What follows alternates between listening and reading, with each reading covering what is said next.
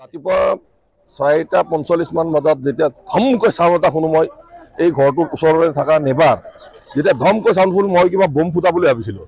ৰাতিপুৱা উঠি আহি যে চাওঁ যে মোৰ ঘৰৰ ওচৰতে থকা স্কুলৰ এইটো কম্পাউণ্ড আৰু তেখেতৰ এই স্কুলখন চোৱা চিতা কৰা মানে কেজুৱেলি এজন চকীদাৰ টাইপক তেওঁক ৰাখিছে আৰু চাওঁ যে আহি গোটেই ঘৈণীয়েক ল'ৰা ছোৱালী ভিতৰত শুই আছে, তেওঁ শুই আছে, ঘৰটো গোটেই খহাই পেলালে ডাম্পাৰে। আহি পেলাই ধৰিলোঁ, ড্ৰাইভাৰটোক বহালোঁ, কিন্তু ড্ৰাইভাৰটো পলাল। কিন্তু প্ৰশাসনক বাৰে বাৰে অনুৰোধ কৰা স্বত্বেও পৰহি ডিচিৰ ওচৰত ছাত্ৰ সন্থালৰাই যাই পেলাই মেমৰেণ্ডাম দি আহিছিল, তেনেস্থলতো এই সাধনকেইটা বন্ধ নহ'ল। আজি চাওক এই অৱস্থা, আপুনি নিজে সাংবাদিক হিচাপে আপুনি কওক, মানৱতাৰ খাতিৰত আপুনি কওক যে কি পৰিস্থিতি দেখিছে আপুনি। চাওক আজি ইমান এই হেৰি কাম লাগে, আমাক ডেভেলপমেণ্টৰ কাম লাগে।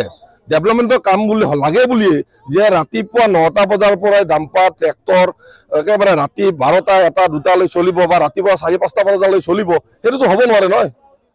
এইটো চৰকাৰে অলপ প্ৰশাসনে চাব লাগে আৰু জালুকবাৰী সমষ্টিৰ বিধায়ক বা আমাৰ মুখ্যমন্ত্ৰী ডাঙৰীয়াও অলপ তত্বাৱধান কৰিব লাগে যে এই সাধন ঘৰে ঘৰে সাধন আপুনি শিলাকুৰ পৰা ষ্টাৰ্ট কৰি যাওক একেবাৰে আপ টু দলগুমলৈ ঘৰে ঘৰে সাধন।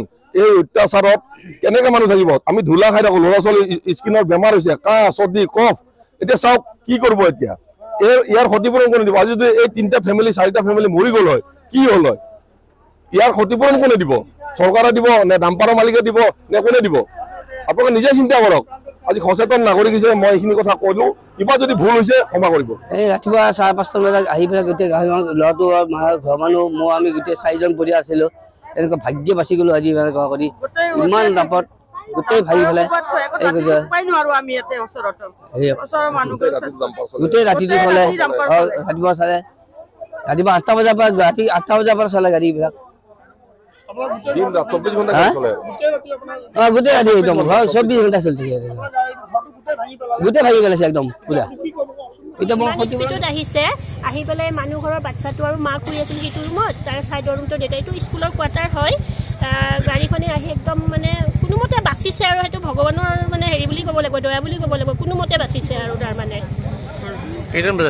ৰাতিপুৱা 5:30 মান বজাত ডাম্পাৰৰ উৎপাতটো আৰু সেইটো আৰু কি আৰু কম, সেইটো উত্তৰ গুৱাহাটী মানে ট্ৰেক্টৰ আৰু ডাম্পাৰ এইবিলাক বন্ধ হ'ব লাগে। আজি এখেতৰ হৈছে, কালি মোৰ হ'ব, কালি তেখেতৰ, আজি কেইদিনমান আগত ল'ৰা এজন মাৰিছে ডাম্পাৰে। গতিকে এইবিলাকতো হৈয়ে আছে, হেৰি নাই। দপকৈ দিনে ৰাতি গাড়ী ডাম্পাৰ চলি থাকে, খুব জোৰে চলে।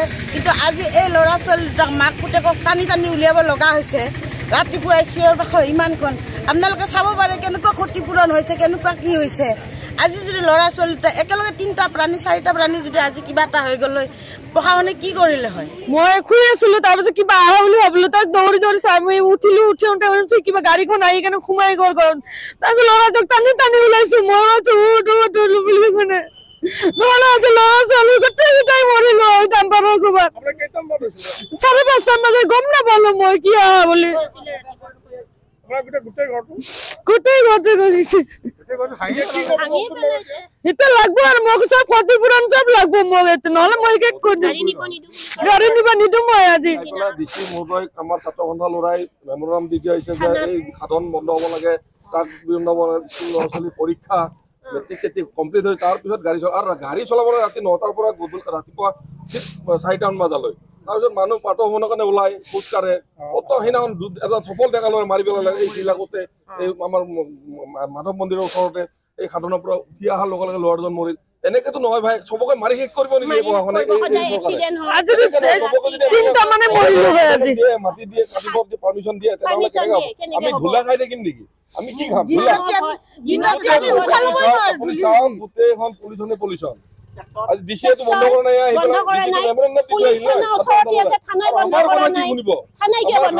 মানুহৰ কথা এই চৰকাৰে ডিচিয়ে কি শুনিব?